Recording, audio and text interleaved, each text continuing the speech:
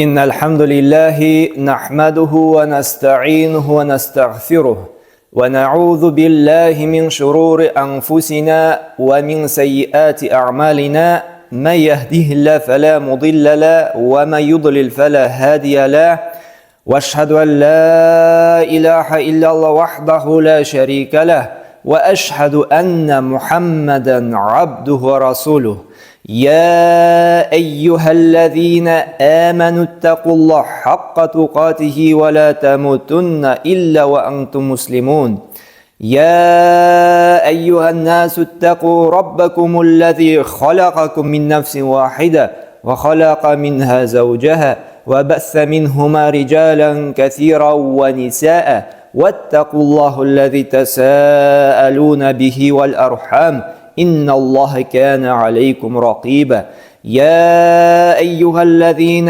آمنوا اتقوا الله وقولوا قولا سديدا يصلح لكم أعمالكم ويغفر لكم ذنوبكم ومن يطع الله ورسوله فقد فاز فوزا عظيما أما بعد برشا مقطع حمد سنالار بزني يقتن بارقلب turli ni'matlari bilan bizni suyundirib, şadlandırib turgan şuşa alamning tarbiyachisi, xo'jasi bilan haq Alloh taolaga borib erishsaydi. Turibizdan chiqqan salovat shariflarda suyukli payg'ambarimizning ruhina, ahlul baytina borib erishsaydi. Alloh taolaning rahmati bilan Atnaning eng xayrli kunina, juma kunina erishdik. Alloh taola şuşa kunni izgilikda, xayrli amallarda o'tkazishga nasib eylesin. Bugun juma kuni Kahf surasi o'qitirgan payg'ambarimizga ko'proq salavatlar aytatirgan, ham endi quyosh boyir oldindan duo qilatirgan muborak barakatli kunlarning birisi jamoat. Bu fazilatlarni qo'ldan ishqindirmisha, unutmayq salavatlar aytirga, Kahf surasini o'qirga ham duo qilirga. Mana jamoat bilamiz, har bir ibodatning o'zining tartibi, adabi bor. Ham biz ular bilan endi oy bo'yi tanisha boramiz. Shulay deydi. Ro'zaning adabi bilan da, zikr, kisha duo adabi bilan da tanishdik. Hamali jamoat mana Ramazon oyi bo'lgach biz tirishamiz. Ramazon oyindagina tug'il endi umuman boshqa oyda tirishamiz. Sadaqalar berishga. Shulay deydi. Bo'lgan molimizdan muhtojlar bilan, og'ir holda qolganlar bilan bo'lishirga. Chunki bilamiz, sadaqa berishning fazilati, uning savobi cheksiz bek ko'p. Ammo jamoat shu sadaqa berishingda, o'z moling bilan bo'lishingda uning bor tartiblari ham adablari. Mana shuning bo'yicha biz bugun tanishib, suylashib ketirbiz. Shu sadaqalarimiz qabullardan bo'lsin uchun, Alloh taola rizo bo'lsin uchun, Alloh taola shu bergan sadaqalarimizga barakat nustasin uchun, uning o'zi talab etgan Qur'onda ham payg'ambarimiz sollallohu alayhi vasallamning hadislarida tartiblari, adablari bor. Shuning bilan bugun tanishirmiz. Eng birinchisi jamoat beratirgan sadaqamiz.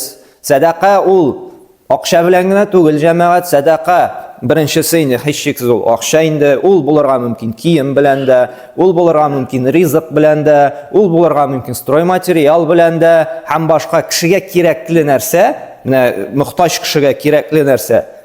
Sen berasing ekan chiqarib, masalan kiyim kerak ekan, kiyim, shulay deydi. Masalan biror faqir kishiga endi qishqi ko'pshak kerak ekan, sen qishqi ko'pshak olib berasan, ili o'zingnikin qolganini berasan. Bu bittasi sadaqa. Mana narsa bo'lsa-da, xalin jinglayta turgan narsa berasan ekan, muhtoj, faqir kishiga u sadaqadan keta. Ammo jamoat eng birinchi adabi, tartibi, sadaqamiz halal bo'lur, halal yo'l bilan, halal kasb bilan topilgan bo'lurga tez jamoat. Ham aqsha bo'lmasa material berabizmi, anda bo'lak berabizmi, ulda yaxshi sifatli bo'lurga tez jamoat. Bu so'zlarga dalil Alloh taola Baqara surasining 267-oyatida aytdi: "Ey iymon keltiruvchilar", dey. Alloh taola aytdi: "Allohga qiyomat kuni ishongan kishilarga murojaat etdi. Kasb etib topgan mollaringizning yaxshisidan, halalidan, yaxshisidan, sifatlasindan ham biz sizning uchun yerdan chiqargan narsalardan ulush chiqaramiz." Musa endi g'ishir sadaqalari kiradi, yerdan Alloh taola bergan shulay deydi. Нашарын өлеш итеп чыгаруны тели күрмәгез ди. Нашарын. Теге ширек, бозык. Сез бит аны үзегез ди, күзегезне йоммыйча да алмас идегез ди. Берәр кеше нашар әйбер бирсә ди. Аллаһның бай һәм мактау иясе икәнен белегез ди. Менә җәмәгать, кайбер вакытта балаларга берәр чара оештырасыңмы, берәр мероприятие сораштырасың инде, үзең генә бөтен нәрсәне нитеп булмый шулай бит. Кайбер вакытта кайбер кешеләр уялып та тормыйча җәмәгать, бу әйбер сатылмады, беркем алмый, әйдә шунда берәрсенә биреп җибәрәсең. Кайбер вакытта кайбер ятсызлары уялмый ул сездән. Строго чыкканны да хәтта, яки бракованный уенчыкларны да бирәләр. Шунда хәер булып китсен инде дип. Әйтәсе киләгән иште, мен шушы ватык уенчыкны үз балаңа, онуңа биреп җибәрәм әле. Әйтеп булмый инде, шулай бит. Җәмәгать, Аллаһ Тәгалә нәрсәдә Коръәндә яхшысыннан гына бирегез ди. Әгәр дә ширектер, бузыктыр, строго чыккан, кеше алмый торган әйберне Аллаһ Тәгаләгә дә кирәкми. Чөнки син үзең дә алмасың. Син бит үзең алмаган кутуласың килә. Җәмәгать, мондый садакага Аллаһ Тәгалә мохтаҗ түгел. Һәм мондыйны кабул итми. Син менә үзеңә нәрсә телисең, син шундый нәрсәдән өлеш чыгарырга тиешсең. Аллаһ Тәгалә шулай ук нәрсәдә Имран сүрәсенең 92-нче аятында нәрсәдә лән таналул бирра хатта тунфиқу мимма тухиббун ди. Яраткан нәрсәләрегездән садака итеп өлеш чыгармыйча изгелек савабына ирешә алмассыз ди җәмәгать. Менә үзең ала торган әйберне генә син садака итеп бирергә тиешсең. Әтеге нашар, сорога чыккан, килдем-киттем нәрсәне син уже уялмыйча кешегә бирергә тиеш түгел җәмәгать. Әмма игътибарлы булыйк. Чөнки менә ничә тапкыр шундый ситуациялар булды. Шулай бит, кайбер кешеләрдән ди. Ул бердә дөрес түгел, ул Коръәнгә каршы килә. Ва ма тунфиқу мин шайин фа инналлаһ биһи алим. Һәм дөреслекдә сез нәрсәдән генә өлеш чыгарсагыз да Аллаһ аның турында белеп тора ди. Аллаһ Тәгалә онытмагыз ди. Менә шушы инде икенче әдәбе садаканың. Аллаһ Тәгалә нәрсәдән генә өлеш чыгарсагыз да белеп тора ди. Максимальны садаканы яшерен белеп бирергә кирәк. Яшерен, кешеләргә таратмыйча, белдертмичә Пәйгамбәрбез саллаллаһу алейхи ва сәллям әйтте, уң кулың белән биргән садаканы ди, сул кулың инде ди белмәсен ди. Ягъни максимальны яшеру. Ни өчен яшерергә кирәк? Аллаһ Тәгалә әйтте, Бакара сүрәсенең 271-нче аятында: «Ин тубду садақати фани'имма хия ва ин тухфуха ва ту'туха ал-фуқара фахуа хайрун лакум». Әгәр дә садақаларыгызны ачыктан ачып бирсәгез, яхшылык кылган булырсыз ди. Рөхсәт күрсәтеп бирергә дә рөхсәт, яхшылык, изгелек барыбер. Әмма Аллаһ Тәгалә нәрсә ди? Әгәр инде ди, сез аны фақирләргә ди, мохтаҗларга шушы садақагызны яшерен итеп, яшереп күрсәтмичә бирсәгез ди, сезнең өчен бу хәерлерәк булыр ди Аллаһ Тәгалә. Садаканы яшереп белдертмичә бирәсез икән, шулай бит, садака бирәүләр бит садака бирәмә, минем исемне язып бөтен халык арасында дуа кылырсың. Или миңа рәхмәт хаты тапшырырсың, шундыйлар да бар, шулай бит. Мин сиңа бирәм, но рәхмәт хаты бирәсе булыр инде.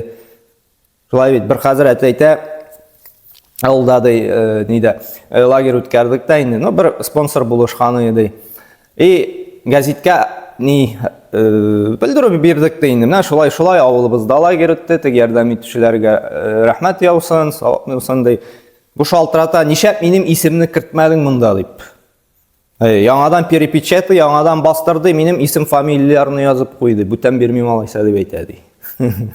Менә шундый әрсезләр дә бар җәмәгать. Кеше белән эшләсәң, күпне күрәсең инде.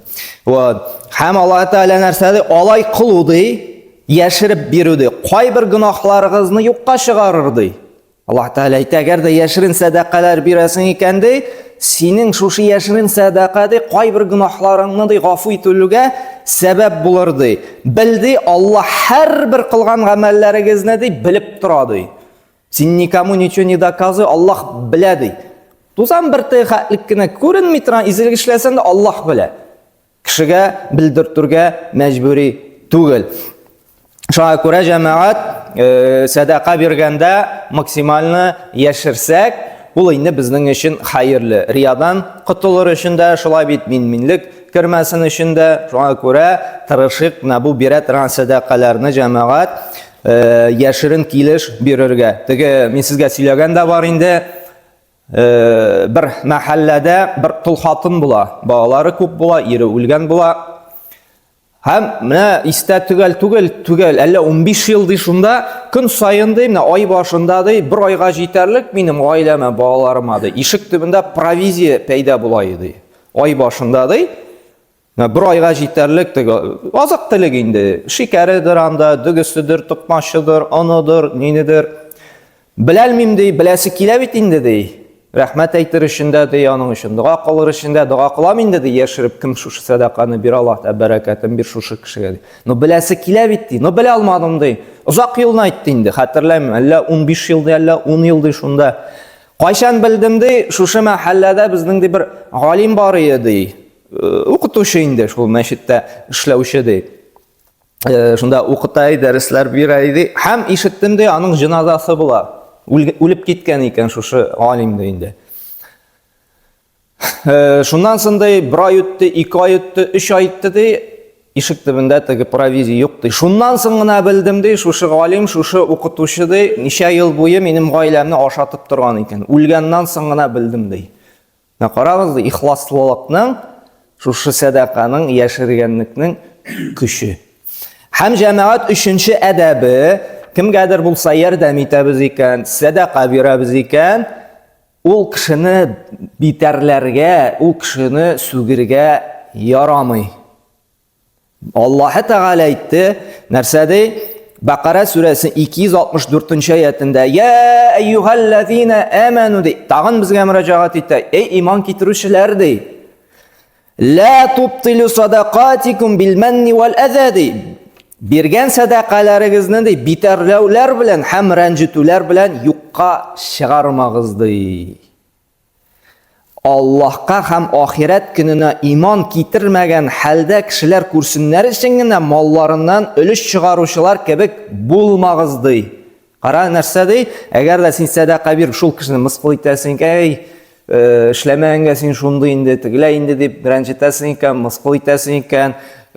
Ул бит ризык бирү Аллаһ Тәгалә тарафыннан, ул эшләмәгәннән генә түгел. Ул Аллаһ Тәгаләнең язмышы, шулай итеп язган. Мәсәлән, тормыштан бер мисал, бер кардәшкә чыктык та инде, закат аласызмы, нитәсезме? Юк ди, мин ди хәбәпче ди, не хочу ди, менә бу нәрсә связан. Бер вакытта миңа ди закат садакалар китергәннәр иде. Шунга да мине мыскыл иттеләр ди. Теге кардәш тырыша инде, эшли, альхамдулилла, теге ялкау түгел, тырыш, эшли. Но нишәтәсен, кайбер кешегә теге күп эшләсә дә, теге күп акча керми инде. Или чыгымнары күп, но теге балалар да күп инде, кайсыдыр авырту да бугай. Була бит расходлары күп эшләсә дә җитми. Мине дә шулай мыскыл итеп иттеләр. Нәрсәгә табасың шулан хәтлек, нәрсәгә аны эшли алмагач теге нитәсез дип мыскыл иткәннәр инде, короче. Мин шуннан соң да вообще теге фондлар белән дә, шушы ниләр белән дә связываться итмәслек булдым ди. Миңа нәрсәгә булды, әгәр дә мине дә бирәләр дә шул вакытта теге мине мыскыл итеп киткәч ди. Аллаһ Тәгалә әйтә, шуңа күрә ди, кешене рәнҗетеп ди, битәрләп ди, бирмәгез ди. Чөнки ди, бу ди имансызларның бил галәмәте ди. Аллаһ Тәгалә нәрсәдә? Аллаһка һәм ахират кенә иман китермәгән хәлдә кешеләр күрсеннәр өчен малларын өлеш чыгаручылар кебек булмагыз ди. Шуңа күрә без садака биреп берәр кешене мыскыл итәбез икән, рәнҗетәбез икән, авыр сүзләр әйтәбез икән, или син алай әйтерлек булсаң, бирмә инде аны, бирдең икән, всё, битәрләмә. Һәм җәмәгать 4нче әдәбе, без кешегә изгелек кылдык икән, садака бирдекме, ярдәм иттекме, замен, то есть аның сәбәпле тагын нәрсәдер сорау аннан, шулай ук дөрес түгел, уразабызның, садакабызның, изгелегебезнең савабын юкка чыгара икән. Бу сүзләргә дәлил Инсан сүрәсенең 8-9 аятлары. Ва ют'имуна ту'ама аля хуббиhi miskina wa yatima wa asira. Innama nut'imukum liwajhillahi la nuridu minkum jazaa'an wa la shukura.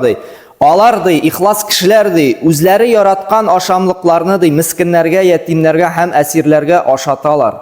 То есть садакалар бирәләр ди.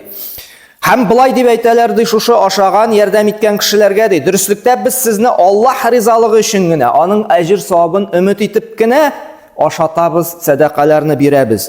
Без сездән аның өчен ди, бер нинди рәхмәт сүзе дә, ниндидер нәрсә түләүне дә ди, өмет итмибез ди. Безгә хәтта шөкр итүегезне дә теләмибез ди.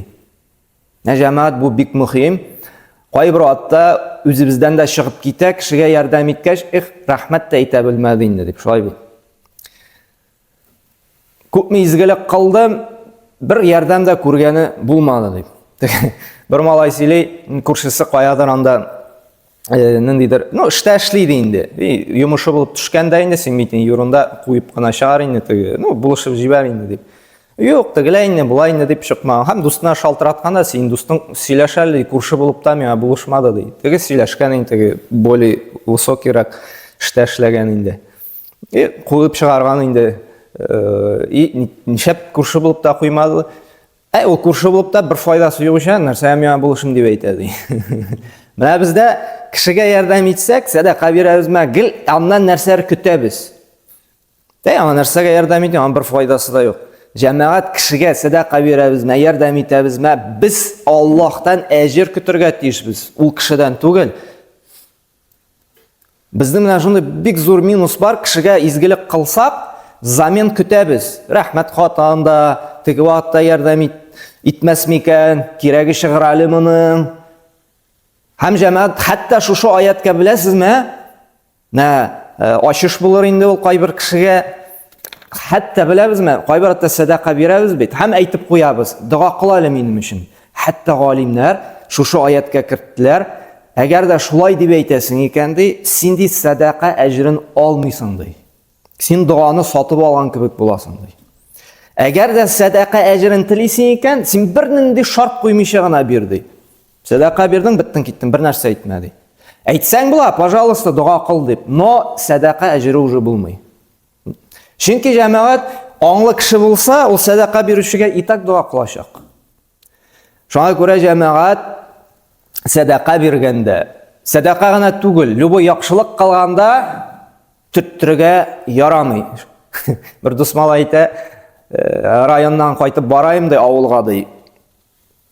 Авылда шырады инде. Бик пишрак киемнән ди инде, теге ниндидер пишрак эштә эшләгәндә инде. Туктадым ди, әйдә утыр дип әйтәм ди. Юк, мин бик пишрак утырмыйм мин. Әйдә ди, күркенне салда ди, теге чистаягын нигә урындыкка куйда, утыр дип әйтәм ди. Киреп утырда, күзләреннән яшьләр килде ди. Беләсезме ди? Күпме авылдаш китте, берсе дә утыртмады ди.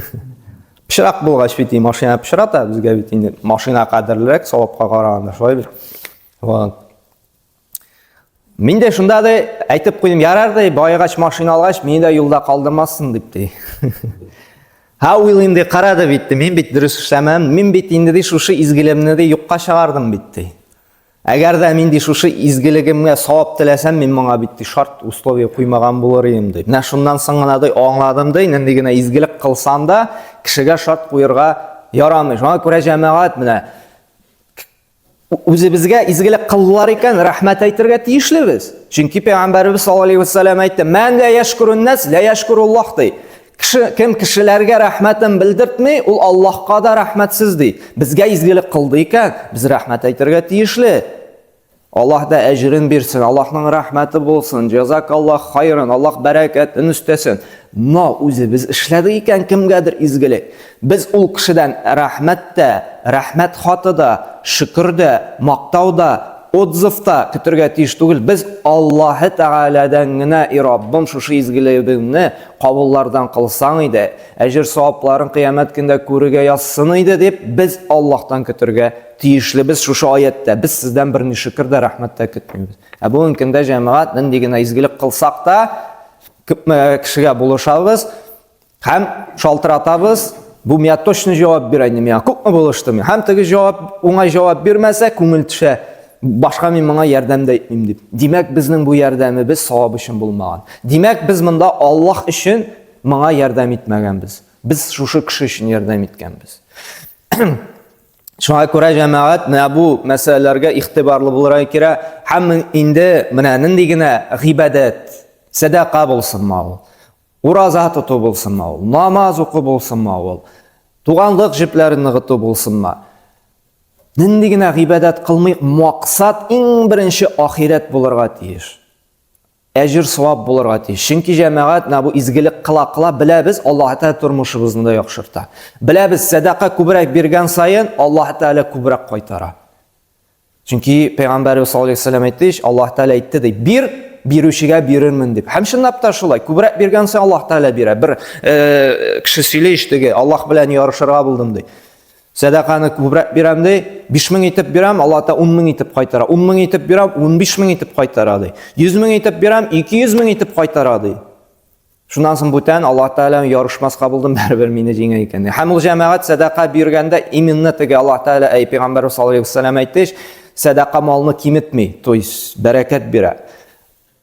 Акча садака бирү, ул не обязательно акча белән кайтару. Аллаһ Тәала кайтарырга мөмкин сәламәтлек белән дә. Аллаһ Тәала кайтарырга мөмкин тәрбияле бала белән дә. Аллаһ Тәала шушы биргән садакаларны кайтарырга мөмкин сине берәр юл фаҗиасыннан саклау белән дә, синең йортыңны пожардан саклау белән дә. Не обязательно акча белән кайтару, ризык белән, күңел тынычлыгы белән, булганыңга шөкр итә белү белән дә. Һәм җәмәгать ураза тотып та менә ураза тотабыз, сәламәтлеккә уңай тәэсир итә шулай бит. Кешеләр язалар, менә ураза тотып ди, кайсыдыр кеше әйтә, шундый ширдән даваландым ди, шундый авырулардан кемдер тотырга мөмкин, ябыгу белән дә, давалану белән дә, шулай бит. Кемдер ураза, мәчеткә йөри, менә башка дөньяви ни белән, максат белән йөрергә мөмкин, дөнья ягы яхшыра дип. Һәммә җәмәгать безнең нинди генә изгелек кылмыйк, дөнья максаты булырга тиеш түгел җәмәгать. Аллаһ Тәала ихлас күңелдән савап теләп, ахиреткә омтылып эшлибез икән, дөньясын итак бирә. Әмма беренче урында безнең булырга тиеш ахирет. Бу сүзләргә дәлил җәмәгать Аллаһ Тәала менә Худ сүрәсендә әйтә: "Мен кана юридул хаятуд дунья ва зинатуха нуффи илейхим аъмалахум фиха ва хум фиха ла юбхасун." Кемдә дөнья тормышын һәм аның зиннәтләрен, байлыгын, дәрәҗәсен, рәхәтен һәм ләззәтен теләсә ди, без аларны андагы гамәлләрен дөньяда кылганнары өчен үзләренә киметмичә бөтен нәрсәне дә бирербез ди. То есть, менә нәрсә теләдең? Кайбер кеше күп итеп мал сарыф итә, тели аны мактасыннар. Кара нинди юмар, нинди ианаши, һәм аның бөтен максаты нәрсә? Шушы сүзне ишетергә теләү кешеләрдән. Аллаһ Тәала мактатачак, рәхмәт хатларына күмәчәк, гәзиткә язачак, телевидение килеп төшерәчәк. Әмма Аллаһ Тәала нәрсә ди? Әмнә ахирәттә ди, аларга ди уттан башка бер нәрсә дә булмас ди. То есть Аллаһ Тәала әйтәчәк, син бит шушы гамәлеңне минем өчен, савап өчен, ахирет өчен, җәннәт өчен эшләмәдең. Син бит мактау теләдең, кешеләр сине сөйләвен теләдең, кешеләр хуплавын теләдең, кешеләр сиңа дәрәҗә бирүен теләдең. Без бит бирдек, дәрәҗәсендә бирдек, мактаттык та, монда синдә бер нәрсә дә юк диешә Аллаһ Тәала. Чөнки Аллаһ Тәала Коръәндә әйтте: "Мен кана юридул аҗилата аҗҗална лаху фиха ма наша лиман нуриду thumma ja'alna lahu jahannama yaslaha madhmuman madhura." Аллаһ Тәала Исра сүрәсен кем дөньяны гына теләсә ди, гамәлләрен дөнья дип кенә кылса ди, без аның өчен анда үзебез теләгән нәрсәне, үзебез теләгән кешегә бирербез ди, бу дөньяда ди. Әмма ахирәттә ди, без аңа үтә дә авыртулы, ачык азаплы җәһәннәм бирербез ди. Шуңа күрә җәмәгать үзебезгә расчет ясый, кем өчен эшлибез. Чынлап та җәмәгать дин тута башлагач тормыш яхшырая, күңелгә тынычлык килә, сәламәтләнәсең. Чынлап торып дин дөньяны да яхшырта. Чынлап торып биргән сайын Аллаһ Тәала бирә. Булышкан сайын сиңа булышалар, юмарт булган сайын сиңа юмарт булалар, изгелек кылган сайын сиңа изгелек кылалар. Һәм шуның белән җәмәгать ахират онытылып, дөнья яхшырсын дип, гыйбадәтне, изгелекне кыла башлыйсың. Һәм шуның белән ялгышып китәбез, ахиратта бер нәрсәсез калырга мөмкин без. Шуңа күрә Пәйгамбәрбез саллаллаһу алейһи ва саллям да әйтте, Мустанд имам Ахмад hadislar jiyinida kela kim oxirat ishlarini, izgi, igilikli, xayrli amallarni bu dunyo ishingina, bu dunyo foydasi ishingina ishlagan bo'lsa-da, oxiratda anga bir narsada bo'lmasdi. Birnindi ajr savobda bo'lmasdi. Ham Ibn Hibban rivoyatida da kela, endi ularning birarsi oxirat amalini dunyosi ishingina qilsa-da, hech oxiratda o'ldi ulushsiz qolirdi. Shunga ko'ramda Qur'on o'qirga o'rganamiz ekan. Shunday deb kimlarning niyati bo'larga mumkin, madrasada biz shogirdlarga giltirib turamiz endi. Madrasaga nindi niyat bilan keldingiz? Agarda endi shu madrasada o'qib chiqib, Qur'on o'qirga o'rganib, shu diplomni olib, sizning nindidir dunyoviy darajaga erishasiz kelar ekan. Yetamlab balish oshab, sadaqa yeb yurisigizgina kelar ekan, shunday niyat bilangina. Grosh sinamunday niyatga. Alloh taala bira, balishinde ashata, sadaqasında, amma oxiratda bir narsa bo'lmaydi. Agarda men o'z ustimdan nodonlikni tushiram deb, diniy ma'rifatimni o'stiram, durust etib amallar qilar uchun, durust etib yasharga tilim, halal turmush yo'li olib borasim kelar. Mana shuning uchun ilm olirga keldim degan niyat bo'lsa, mana bu vaqtda endi durust niyat bo'ladi. Shunga ko'ra jamoat har vaqtda da so'rov beradi. Degina izgilik qilsaq da kim uchun ishlayim? Narsa uchun ishlayim? Alloh uchunmi? Savob uchunmi? Yoki bu dunyo uchun kishilar uchunmi? Alloh taolo bergan sadaqalarimizni shu qilgan izgiliklarimizni qabullardan qilsin. Oxirat uchun deb bersak, Alloh taolo dunyomizni da yaxshilashaq, ammo eng birinchi o'rinda oxirat Alloh bularga tiyish. Agarda biz qiyomat kunida oxiratda yo'g'altuga qolasimiz kelmasa, Alloh taolo shu Ramazon oyida izgiliklar qilarga, ko'p etib sadaqalar berarga, yumart bo'larga nasib eylesin. Ham har vaqtda da Rabbim niyatlarimiz durust bo'lsin, xolis bo'lsin, ixlosdan bo'lsin, sening bilan ilmda biz to'g'ri bo'larga nasib eyla Rabbim. Bir Alloh sening rizolig'ing uchungina izgiliklarimiz boshqarilsin, o'qigan namozlarimizda, o'qigan Qur'onlarimizda, tutgan urozalarimizda, bergan sadaqalarimizda bori tek sening ajr savobini umid etib, oxiratda jannatli bo'lib tilabgina boshqariga Alloh taolo nasib eylesin. Bizga ishkirsiz niyatlar Alloh taolo bersin. سبحانك الله بحمدك واشهد ان لا اله الا انت واستغفرك واتوب اليك. اقول قولي هذا واستغفر الله لي ولكم من كل ذنب فانه هو الغفور الرحيم.